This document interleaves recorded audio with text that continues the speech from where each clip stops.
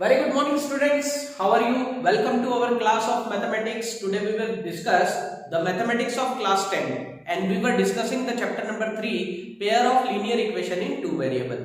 We have completed the two part in which we have covered the graphical method of solving the linear equation, right? In this part we will see how to solve the linear equation algebraically, right? So algebraic method में आपको यहाँ पर सीखने के लिए आपको तीन methods आपको यहाँ पर बुक में दी हुई है. One is the substitution method, another one is the elimination method and third one is the cross multiplication method. But because of the कोविड-19 यहाँ पर कुछ जो सिलेबस है आपका डिडक्ट हो गया है, तो 30% डिडक्शन में आपको यहाँ पर सब्स्टिट्यूशन मेथड और एलिमिनेशन मेथड, ये दो ही मेथड आपको यहाँ पर सीखनी है. क्रॉस मल्टीप्लिकेशन मेथड जो है वो एलिमिनेट हो चुका है, इसलिए don't be worry about that. We will learn how to solve the linear equation by the substitution method. तो पहली मेथड आज हम यहाँ देखने जा रहे हैं. अगली जो मेथड होगी एलिमिनेशन मेथड, वो हम अगले पार्ट में देखेंगे. तो आज हम यहाँ पर सीखेंगे सब्स्टिट्यूशन मेथड. लीनियर इक्वेशंस जो हमको दी होंगी उसको सॉल्व करने के लिए सब्स्टिट्यूशन मेथड को सीखेंगे. सबसे पहले ये देखेंगे कि सब्स्टिट्यूशन का मतलब क्या होता है. सब्स्टिट्यूशन का मतलब ये होता है कि हम किसी एक वेरिएबल के जगह पे दूसरा वेरिएबल वहां पर रख दें, तो वहां पर उसको कहा जाता है सब्स्टिट्यूशन मेथड. जैसे कि हम कोई एक एग्जांपल ले ले. हमारे घर में कोई चीज खराब हो जाती है तो हम उस पुरानी चीज को हटा के नई चीज ले आते हैं. इसका मतलब हमने ये किया है कि वहां पर सब्स्टिट्यूशन जो है हमने किया हुआ है, एक चीज को रिप्लेस करके उसकी जगह पर दूसरी चीज रख देना. लेकिन यहां पर हमारे पास दो वेरिएबल है और दोनों ही वेरिएबल हमारे काम के हैं. जैसे कि अभी मैंने एग्जांपल दिया कि कोई चीज वेस्ट हो जाती है, तो यहाँ पर हमारे लिए कोई भी वेरिएबल जो है वेस्टेड नहीं है, लेकिन हम यहाँ पर सब्स्टिट्यूशन मेथड का उपयोग करके यहाँ पर इस लीनियर इक्वेशन को सॉल्व कर रहे हैं. मैंने इसके लिए आपके लिए एग्जांपल नंबर 7 लिया है और इस एग्जांपल नंबर 7 में हमारे पास दो इक्वेशन है.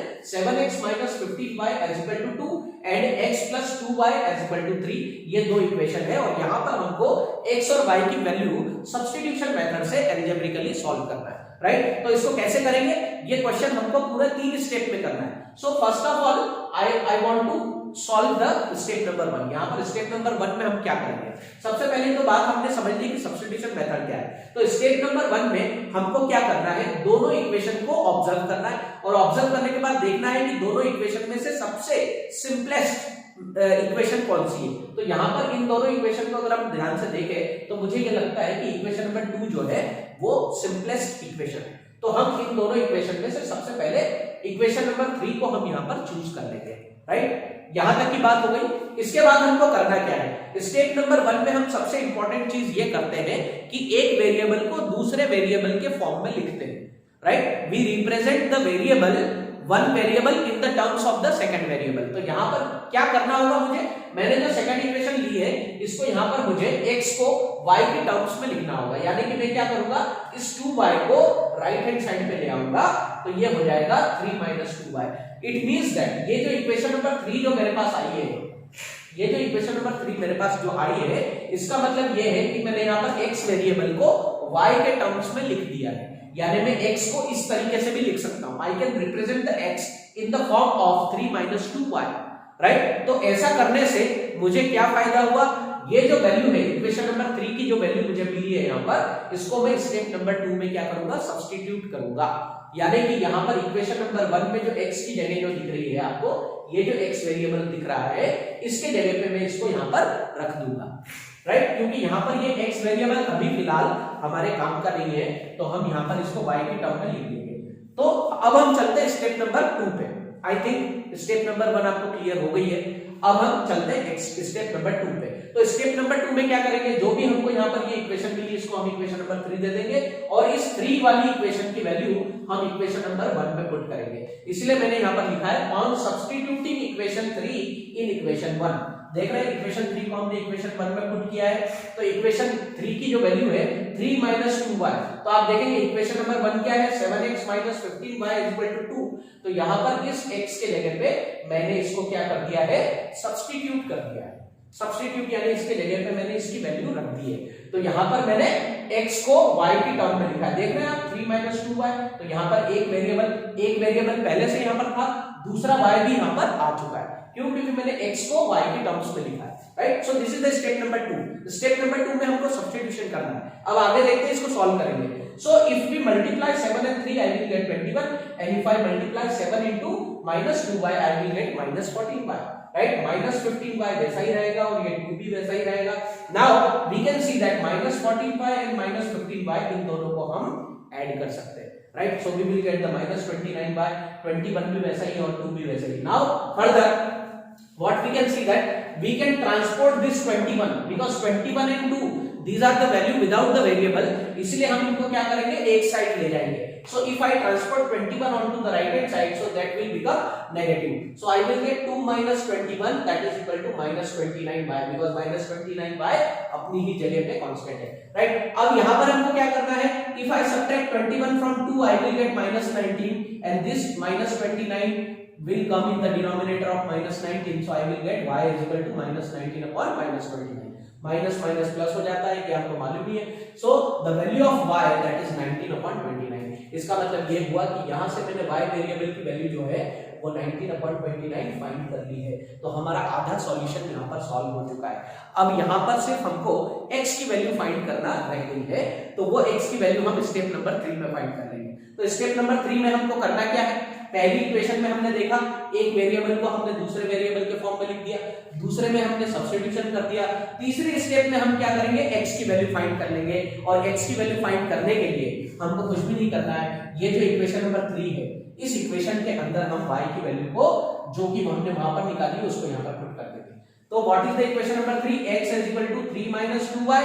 So if I substitute the value of y on the position of this, right, so I will get x is equal to 3 minus 2 into 19 upon 29, and if I multiply 19 and 2 I will get 38 upon 29, and if I subtract by taking the LCM, so I get the LCM that is 29 because 3 को मैं यहाँ पर 1 लिख सकता हूँ, and if I get the LCM of 1 and 29, so that would be 29, and if I multiply 29 by 3 I will get 87, and 29 cancel हो जाएगा, so that will be 1, and 1 multiply 38 it will give us 38.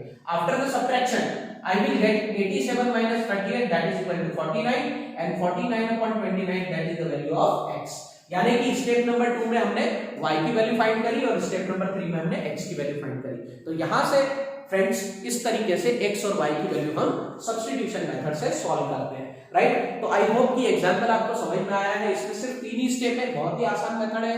आपको इसके बाद के जो example है हम और इसको सब्स्टिट्यूशन मेथड से करके देखेंगे. आप इसको नोट कर लीजिए. हम देखेंगे एग्जांपल नंबर 8.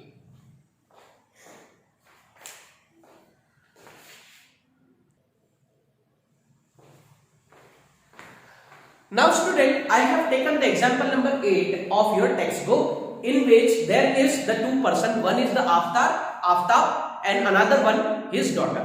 ये आपस में बात कर रहे हैं. आफ्ताब जो है वो अपनी बेटी से कह रहे हैं, राइट, कि 7 साल पहले, यानी कि आज से हम अगर 7 साल पहले चले जाएं तो 7 साल पहले मेरी उम्र तुम्हारी उम्र का 7 टाइम्स थी.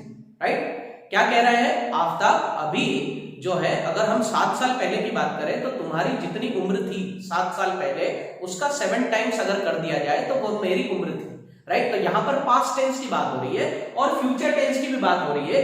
यहाँ पर फ्यूचर टेंस में आफ्ताब क्या कह रहे हैं कि आज से 3 साल बाद जितनी तुम्हारी उम्र होगी उसका 3 गुना अगर कर दिया जाए तो उससे 3 गुना मेरी होगी. राइट, यानी कि हमको यहाँ पर आफ्ताब और उसकी डॉटर की प्रेजेंट एज निकालनी है. Right, so this is the type of the word problem और उसका हमको लीनियर इक्वेशन बना के सब्स्टिट्यूशन मेथड से उसको सॉल्व करना पड़ेगा.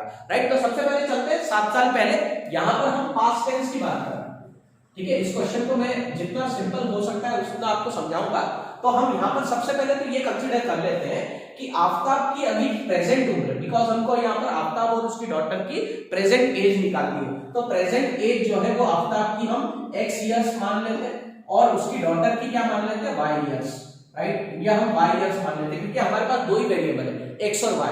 राइट, तो x ईयर जो है that is the present age of Aftab and the y year that is the present of her daughter. Right, तो ये कर लेते हैं.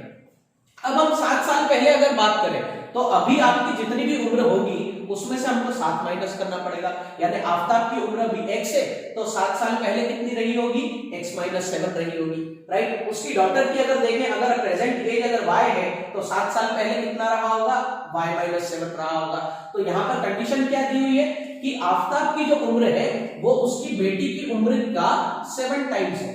The age of the Aftab is the 7 times of his daughter's age. तो यहाँ पर हमको जो डॉटर की जो एज है 7 साल पहले की वो y-7 है, उसको 7 से मल्टीप्लाई करना पड़ेगा।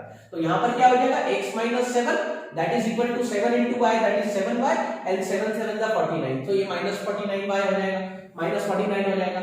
Now if I transport this 7y onto the left hand side, so it becomes negative, so x minus 7y और ये जो 7 जो होगा वो उधर जाके प्लस हो जाएगा। तो यहाँ पर हमारे फाइनल इक्वेशन आ जाएगी x minus 7y is equal to minus 42, because minus 49 is bigger number than the 7, तो यहाँ पर साइन नेगेटिव आ जाएगा, या हम इस इक्वेशन को इस तरीके से भी लिख सकते हैं। Right, now come to the future tense. यहाँ पर हम फ्यूचर टेंस की बात कर रहे हैं। फ्यूचर टेंस यानी 3 साल आगे की बात कर रहे हैं। तो आफ्ताब ने अपनी बेटी से क्या कहा कि 3 साल बाद तुम्हारी जो भी एज होगी उसका अगर 3 टाइम कर दिया जाए तो उसके बराबर मेरी उम्र होगी। राइट, तो अगर हम देखा जाए तो प्रेजेंट एज अभी आफ्ताब की x है। राइट, तो 3 साल बाद कितनी हो जाएगी x plus 3, और उसकी डॉटर की प्रेजेंट एज हमने y मानी है, तो 3 साल बाद कितनी हो जाएगी y plus 3। तो यहाँ पर आप इसकी डॉटर की उम्र को हम अगर 3 गुना कर दें तो वो आफ्ताब के बराबर होगी। तो यहाँ पर अब ये जो कंडीशन है इसको हम सॉल्व कर लेते हैं। x plus 3 and 3y, that is 3y, 3 3s are 9, तो ये इक्वेशन आ गई। 3y को हम इधर ट्रांसफर कर देंगे, 3 को इधर ट्रांसफर कर देंगे। राइट, तो 3y नेगेटिव हो गया और ये 3 उधर जाके नेगेटिव हो गया। So we will get the final equation x minus 3y is equal to 6। So this is our second equation. तो यहाँ पर आप देख रहे हैं ये जो इक्वेशन है ये हमारी फर्स्ट है and this is the second equation we have got. Right, अब हम यहाँ पर x और y की यानी कि आफ्ताब और डॉटर की एज को निकाल देंगे। तो सब्स्टिट्यूशन मेथड हम यहाँ पर सबसे पहले करेंगे। तो स्टेप नंबर 1 में हम क्या करते हैं? स्टेप नंबर 1 में हम क्या करते हैं? We write the one variable in the terms of the other variable. तो यहाँ से मैं इक्वेशन नंबर 2 ले रहा हूँ, यहाँ से मैं इक्वेशन नंबर 2 ले लेता हूँ because this is the simple equation.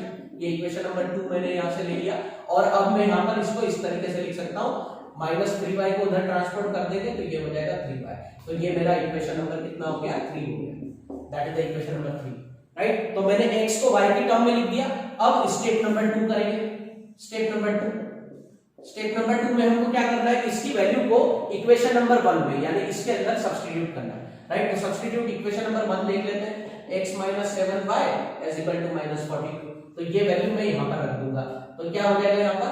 6 plus 3y minus 7y is equal to -42, ये हो जाएगा। अब हम यहाँ पर इसको सॉल्व करेंगे। सो आई विल गेट, देखिए यहाँ पर मेरे को क्या करना पड़ेगा? 3y और 7y को अगर मैं सब्ट्रैक्ट करूंगा सो आई विल गेट -4y और 6 को इधर ले जाऊंगा तो ये हो जाएगा 42 - 6। इस तरीके की इक्वेशन आ जाएगी। इसके आगे का पार्ट मैं यहाँ सॉल्व कर देता हूँ आपके लिए। तो ये हो जाएगा -4y that is equal to -42 और 6 को जोड़ेंगे तो -48 हो जाएगा। तो यहाँ पर y is equal to -48 upon -4। तो यहाँ पर आप देखेंगे हमारा आंसर जो आ जाएगा 12 इयर्स आ जाएगा। राइट, क्योंकि अगर मैं 48 को 4 से मल्टीप्लाई करूं तो 4 1 जा 4 एंड 4 2 जा, तो यहाँ पर माइनस माइनस प्लस हो जाएगा। So the 12 year that is the age of Aftab daughter, क्योंकि हमने डॉटर की एज को y माना था। तो यहाँ पर हमको आफ्ताब की डॉटर की एज जो है वो 12 साल मिल चुकी है। अब हमको यहाँ पर आफ्ताब की एज यहाँ पर फाइंड करना है। तो आफ्ताब की एज फाइंड करने के लिए यहाँ पर कर रहा हूँ मैं सॉल्यूशन। आफ्ताब की एज किस तरीके से फाइंड करेंगे? तो आफ्ताब की एज अब हम करेंगे आफ्ताब की एज फाइंड करने के लिए step number 3। Right, step number 1 और स्टेप नंबर 2 हो चुका है। स्टेप नंबर 3 में हम क्या करेंगे? We will take the equation number 3। यहाँ से आफ्ताब की एज हम निकालेंगे। तो x is equal to 6 plus 3y, यहाँ से हमने इक्वेशन नंबर 3 ले लिया और 3 के अंदर हम y पुट करेंगे। तो x is equal to 6 plus 3 into 12 ये कर देंगे। तो x is equal to 6 plus यहाँ पर कितना हो जाएगा 36 and that would be equal to 40 years। यानी यहाँ पर आफ्ताब की जो उम्र है वो हो जाएगी 40 ईयर और यहाँ पर उसकी डॉटर की जो उम्र है वो हो जाएगी 12 year. Right, so that is our final answer. The age of Aftab, present age of Aftab is 40 years and his daughter age is 12 years. So इस तरीके से फ्रेंड्स यहाँ पर एग्जांपल नंबर 8 खत्म हो चुका है। आप इसको नोट कर सकते हैं, है ना? आपके टेक्स्ट बुक में भी इसका सॉल्यूशन जो है वो दिया हुआ है। Now we will see the example number 9.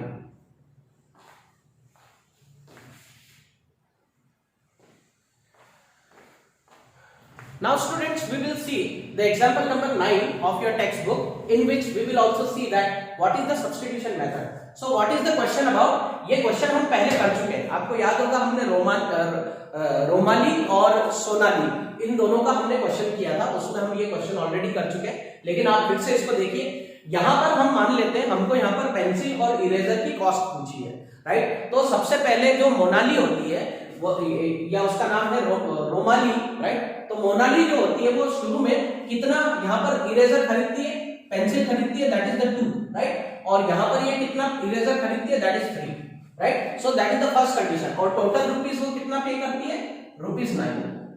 उस क्वेश्चन को आप फिर से देख सकते हैं, वो शुरुआत में 2 पेंसिल और 3 इरेजर खरीदती है और उसके लिए वो कितना रुपए देती है, ₹9 देती है, राइट। और दूसरी कंडीशन में उसकी जो फ्रेंड होती है सोनाली, वो क्या खरीदती है, वो खरीदती है 3 पेंसिल और 6 इरेजर, यानी इस क्वांटिटी को अगर हम डबल कर दे, 2 का डबल कर दे तो 4 पेंसिल एंड द 6 इरेजर, उसके लिए वो पे करती है ₹18 वो यहाँ पर क्या करती है, पे करती है, राइट। तो यहाँ पर हमको बताना है कि पेंसिल और इरेजर की कॉस्ट क्या होगी, पेंसिल और इरेजर की कॉस्ट यहाँ पर कितनी होगी। तो हम मान लेते हैं कि पेंसिल की कॉस्ट ₹1 है और इरेजर की जो कॉस्ट है वो ₹Y है। तो यहाँ पर अगर हमको इक्वेशन बनाना है, राइट, तो यहाँ पर क्या हो जाएगा, 2 पेंसिल की कॉस्ट कितनी हो जाएगी, 2 into x यानी 2x, और यहाँ पर 3 इरेजर की कॉस्ट कितनी हो जाएगी, 3y।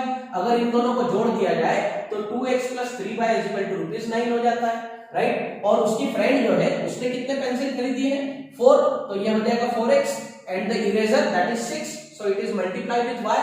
इन दोनों को अगर प्राइस को अगर हम यहाँ पर ऐड कर दे, so she has paid the ₹18। तो यहाँ से आप देख रहे हैं हमारे पास 2 इक्वेशन यहाँ पर आ गई है, that is the equation number 1 and this is the equation number 2, यहाँ पर, राइट। ये दोनों इक्वेशन हमारे पास आ गई। लेकिन आप इस इक्वेशन में एक चीज देख पा रहे होंगे कि यहाँ पर इस 2 को अगर डबल कर दिया जाए तो 4 हो जाता है, 3 को डबल कर दिया जाए तो 6 हो जाता है, 9 को डबल कर दिया जाए तो 18 हो जाता है। इसका मतलब यहाँ पर अगर थोड़ा सा हम इसको ग्राफिकली अगर देखें, अगर इसके रेशियो को अगर हम कंपेयर करें, so A1/A2 that is equal to 2/4, right. B1/B2 यानी कि ये कितना हो गया, दैट इज 3/6, राइट। या फिर हम C1/C2 को अगर देखें तो ये हो जाएगा 9/18। तो अप्रोक्सीमेटली अगर हम देखें तो 2/4 को हम 1/2 लिख सकते हैं, 3/6 को भी हम 1/2 लिख सकते हैं, यानी 9/8 को भी हम 1/2 लिख सकते हैं। तो यहाँ पर आप देख रहे हैं A1 that is equal to A2, B1 that is equal to B2 and C1 is also equal to C2। इसका मतलब यहाँ पर हम देख सकते हैं कि इसके अंदर x और y की जो कॉस्ट होगी, it is the infinite many solution, क्योंकि अगर हम इसको ग्राफ पेपर पे बनाए तो हमको यहाँ पर कंसिस्टेंट लाइन जो है वो मिलने वाली है, यानी कि उसको हम कोइंसिडेंट लाइन कहते हैं, because both the equation are the dependent equation. यहाँ पर ये dependent pair of linear equation है, यानी दोनों एक दूसरे पे डिपेंड है, और यहाँ पर तीनों का रेशियो जो है वो भी क्या है, बराबर है। तीनों कोएफिशिएंट का जो रेशियो है वो बराबर है। तो यहाँ पर हम x और y की जो कॉस्ट है उसको यहाँ पर हम फाइंड कर सकते हैं। तो x और y की कॉस्ट को हम कैसे फाइंड करेंगे, राइट। यहाँ पर x और y की जो कॉस्ट होगी, यहाँ पर हम किस तरीके से फाइंड करेंगे वो देख लेते हैं, ठीक है। तो यहाँ पर सब्स्टिट्यूशन मेथड करनी होगी हमको, तो सब्स्टिट्यूशन मेथड करके देख लेते हैं, राइट। तो सब्स्टिट्यूशन मेथड में आप देख रहे हैं हमारे पास इक्वेशन नंबर 1 और इक्वेशन नंबर 2 है, राइट। तो सब्स्टिट्यूशन करते हैं हम सबसे पहले। तो इसमें हमको सबसे इजी इक्वेशन ये वाली लग रही है, इक्वेशन नंबर 1। तो हम इक्वेशन नंबर 1 को सबसे पहले, स्टेप नंबर 1, हम x वेरिएबल को y के फॉर्म में लिखेंगे। तो वो किस तरीके से हो जाएगा, 2x + 3y = 9। तो यहां से x की वैल्यू कितनी हो जाएगी, 9 - 3y/2, राइट। 3y को हम उधर ले गए तो -3y हो गया और ये 2 इसके नीचे आ गया। सो this is the equation number 3, यानी कि ये हमारा इक्वेशन नंबर 3 होगा, और इस इक्वेशन नंबर 3 को हम 2 में पुट करेंगे। तो हमारी इक्वेशन नंबर 2, स्टेप नंबर 2 में सब्स्टिट्यूशन करेंगे, 6y = 18। ये इक्वेशन यहां से मैं मिटा देता हूं, right. You will get this piece for doing this. तो यहां पर आप देख रहे हैं x के जगह पे हमको ये रखना है, तो 4 9 - 3y/2 प्लस 6y = 18, राइट। अब हम इसको सॉल्व करेंगे, 2 × 2 2 × 4।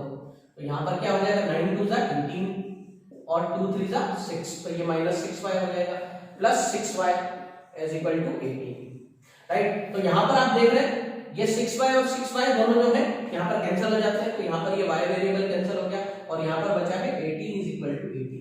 तो तो यहाँ पर आप देख रहे हैं किस तरीके से हम x और y की वैल्यू को फाइंड नहीं कर सकते। क्यों? क्योंकि यहाँ पर वेरिएबल ही कैंसिल हो गया है। तो यहाँ पर सब्स्टिट्यूशन मेथड जो है it is not allowed to solve it algebraically, we can solve it by graphically and we will get the infinite number of solution in this question।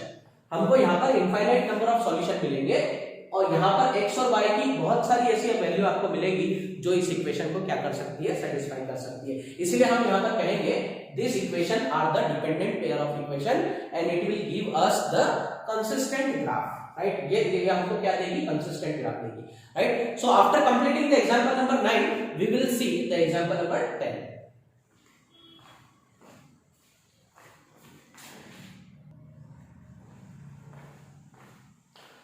Now students, we will see the example number 10.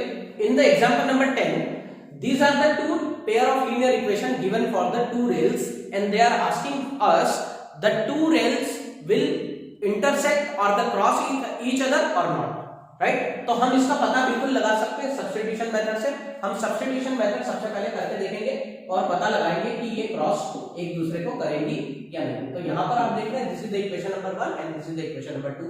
तो step number 1 में हम क्या करते हैं, we write the one variable in terms of other variable. तो यहाँ पर step number 1 में हम सबसे पहले इक्वेशन नंबर 1 ले लेंगे, x + 2y = 4। इस तरीके से भी हम इसको लिख सकते हैं, ये जब इधर चला जाएगा तो पॉजिटिव हो जाएगा। Now I can write x in terms of y that is 4 - 2y। तो ये हमारी इक्वेशन नंबर 3 हो गई, राइट। तो this is the step number 1 is completed. Now what is in the equation number 2? I substitute the equation of 3 in equation 2, right? So what is equation 2?